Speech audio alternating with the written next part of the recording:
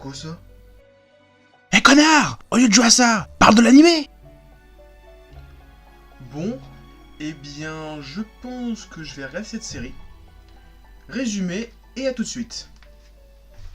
Persona 4 ou Shin Megami Tensei Persona 4 est un jeu de la licence Persona, qui est une série de la licence Shin Megami Tensei. Très grande licence de JRPG japonais, très connue au Japon ou aux États-Unis, cette licence l'est un peu moins en France. Et je vais l'avouer, j'ai découvert cette licence il y a peu de temps. Et pour l'instant, je n'ai joué qu'à un seul jeu, Persona 4. Et donc aujourd'hui, on va parler de l'adaptation animée de ce même jeu. À savoir Persona 4 The Animation. Donc Persona 4 raconte l'arrivée d'un lycéen sans nom. Dans l'animé, il s'appellera Narukami Yu, qui part vivre un an chez son tonton, dans la ville fictive d'Inaba. Ville qui est secouée par une vague de meurtres bien morbide, car les victimes sont retrouvées perchées sur les antennes de télévision de la ville.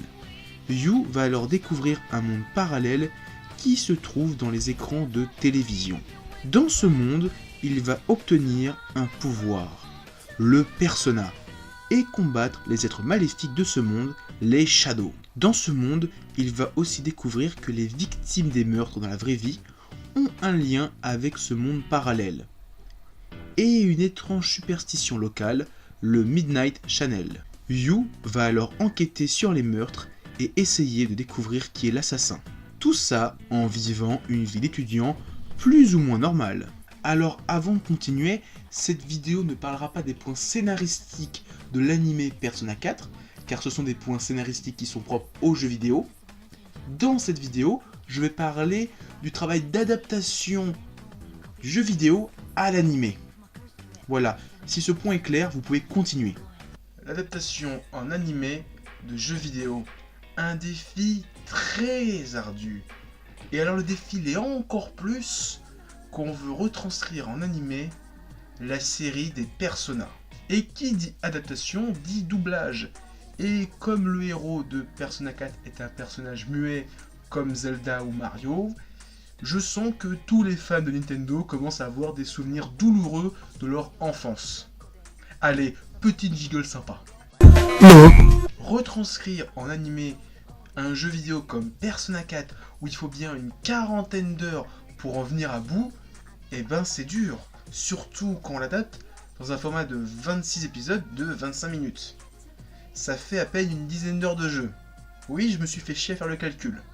Ce qui est pas beaucoup. Déjà au niveau du scénario, c'est sûr que déjà quand tu dois adapter en 10 heures un jeu qui a 20 heures de cinématique, il y a déjà un problème. Et tu le sais déjà. C'est au niveau des éléments qui vont être mis dans l'animé. On peut pas tout mettre. Donc on fait des choix. Quand des animés adaptent des jeux, ils font des bons choix. D'autres font des mauvais choix. Et Persona 4 fait des bons choix. Ça fait plaisir à voir. On ne parlera pas des social links tout de suite, parce que rien que les social links, c'est plusieurs heures de jeu, et c'est surtout des quêtes annexes. Donc, dans un animé qui adapte un jeu vidéo, souvent on n'adapte que la trame principale. Donc c'est logique qu'on n'ait pas tous les social links. Mais ça, j'en parlerai un peu plus tard dans la vidéo. La série enlève des éléments des fois pas très importants, des fois raccourcit des éléments très importants, mais dans l'ensemble, tous les choix sont assez judicieux et on a une série qui se tient, qui permet de découvrir la série Persona 4 sous un nouvel œil. Alors c'est sûr, des fois l'animé va à l'essentiel, des fois un peu trop. C'est vrai qu'il y a des scènes que j'aurais bien voulu voir un peu plus en détail qui ont été coupées. Des fois il y a des scènes où je m'attendais pas à ce qu'on les verrait, on les a eues. Des fois on a des rajouts. Mais dans l'ensemble, l'animé se tient. On a une plutôt bonne série qui s'étale sur 26 épisodes et qui permet d'avoir une bonne idée de la série Persona 4 et qui peut même motiver des gens à jouer au jeu. Et puis surtout, cet animé fait une très bonne chose. Tout au long du jeu Persona 4, le personnage a des choix à faire. Et à chaque fois, dans cet animé, le héros fait les choix les plus drôles, les plus bizarre, mais à chaque fois, ça me fait mourir de rire.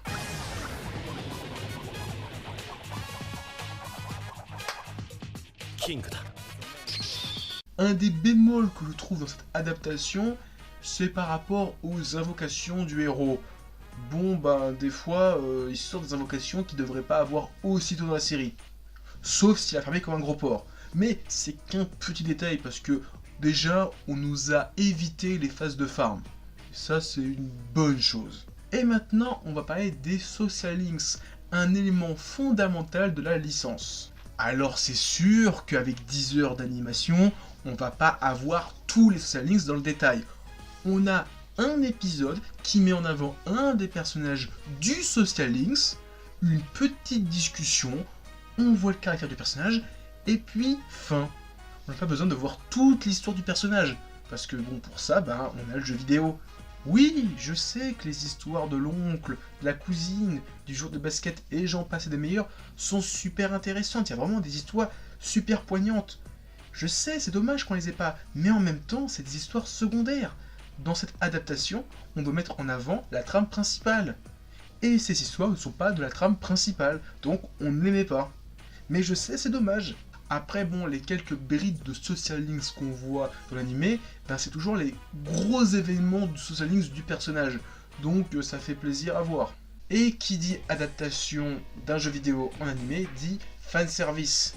Non, je ne parle pas des gros boobs, je parle vraiment des clins d'œil pour les fans qui ne seront faits que pour les fans. Et bien, pour cette série, c'est du très bon boulot. Il y a du fanservice, mais il est super bien caché. Que ce soit les stats qu'on voit en milieu d'épisode, les social links ou les ramen de viande, tout ça sont des éléments du jeu vidéo qu'on voit dans l'animé, mais ça ne gâche pas l'animé en lui-même. Tous ces éléments du jeu vidéo qu'on voit dans l'animé sont cachés à droite à gauche, ils sont bien dissimulés, ils sont là pour être vus que par les fans du jeu vidéo. Un mec qui n'a jamais joué aux vidéo va pouvoir savourer la série, il verra pas les clins d'œil, mais ça ne va pas lui gâcher la série. Et ça, c'est une très bonne chose, parce que des fois, quand tu vois juste du clin d'œil, tu te dis, ouais, c'est super, je comprends rien à la série, parce que j'ai l'impression qu'il faut que j'ai joué au jeu pour comprendre toute la série en elle-même. Là, cette série ne fait pas ça. Tu vois des choses que tu n'aurais pas vues forcément la première fois, parce que tu ne connaissais pas la série Persona 4. Pareil pour la fin. Le jeu Persona 4 a plusieurs fins différentes.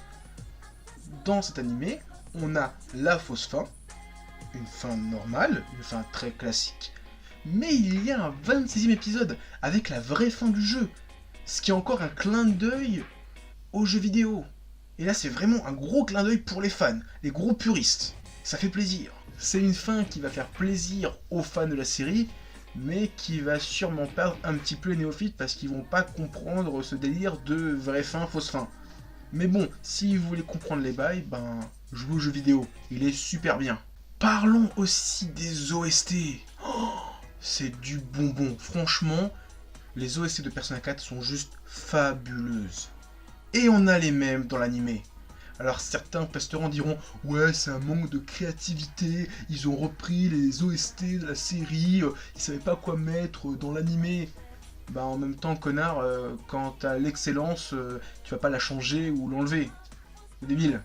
Et ceux qui se plaignent que les OST soient recyclés, je suis pas d'accord avec vous. On s'est jamais plaint d'avoir les mêmes OST dans les jeux Pokémon, Final Fantasy ou autres Dragon Quest. Et quand dans une licence on réutilise les mêmes musiques, ça crée une cohérence artistique. Avoir toujours la même musique, ça permet de se dire qu'on est dans la même licence, dans le même univers. Et ça paraît logique de réutiliser les musiques du jeu vidéo dans l'animé.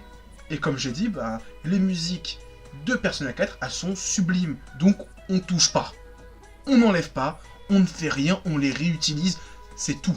En conclusion, pour quelqu'un qui ne connaît rien au jeu Persona 4, il va se retrouver devant un animé plutôt cool, un bon shonen, avec une bonne histoire, pas mal de rebondissements et des beaux combats. Mais pour quelqu'un qui connaît déjà la série Persona 4, il aura sûrement le cul entre deux chaises. La série va assez vite, il y a des parties pris artistiques qui sont plutôt bien, d'autres qui sont plutôt bof, et c'est vrai que en conclusion, ça va très vite, et on a l'impression de voir une série abrégée. Et ça, il y a des gens qui vont pas aimer. Et je le conçois. Mais cet animé me fait ressentir qu'une seule chose. Il me donne envie de ressortir ma PS Vita et de rejouer à Persona 4. Donc au final, si après avoir vu cette série, t'as qu'une envie, jouer au jeu ou rejouer au jeu, et bien c'est qu'il aura fait ton boulot, te motiver à rejouer à Persona 4. Et ben pour ça, je lève les 2 pouces. Et sur ce, je te dis à plus. Continue à lire des mangas, à regarder des animas, et à t'éclater en les regardant. Tu peux aussi jouer aux jeux vidéo mangas, hein, c'est pas mal aussi. Donc à plus.